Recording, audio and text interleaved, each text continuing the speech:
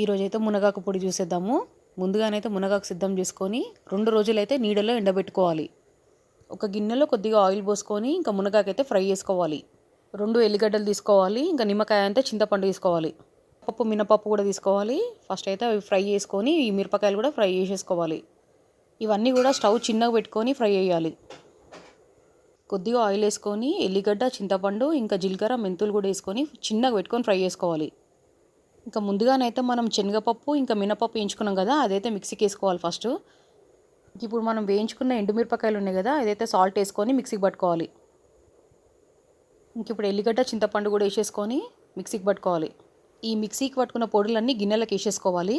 ఇప్పుడు మునగాకు కూడా మిక్సీకి పట్టుకోవాలి. ఇంకా సాల్ట్ వేసుకొని మునగాకు అయితే కొంచెం కొంచెం వేసుకొని మిక్సీకి, ఇంకొకటేసారి కాదు కదా, కొంచెం కొంచెం అయితే వేసుకొని ఇంకా ఆ పొడిలో కలిపేసేయాలి.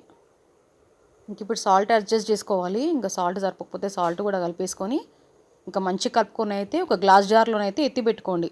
అంతేనండి, టేస్టీ మునగాకు పొడి రెడీ. ఇది వేడి వేడి అన్నంలో నెయ్యి వేసుకొని అయితే తినండి, చాలా టేస్టీ ఉంటుంది. కొంచెం నాకు కూడా అందరు సపోర్ట్ చేయండి, సబ్స్క్రైబ్ చేసుకోండి, లైక్ చేయండి. ఇంకా గివ్ అవే అయితే ఇస్తాను ఖచ్చితంగా. ఒక 500 మెంబర్స్ అయినాక ఇంకా గివ్ ఇస్తానండి. కొంచెం నాకు కూడా అందరు సపోర్ట్ చేయండి. థ్యాంక్ యూ అండి.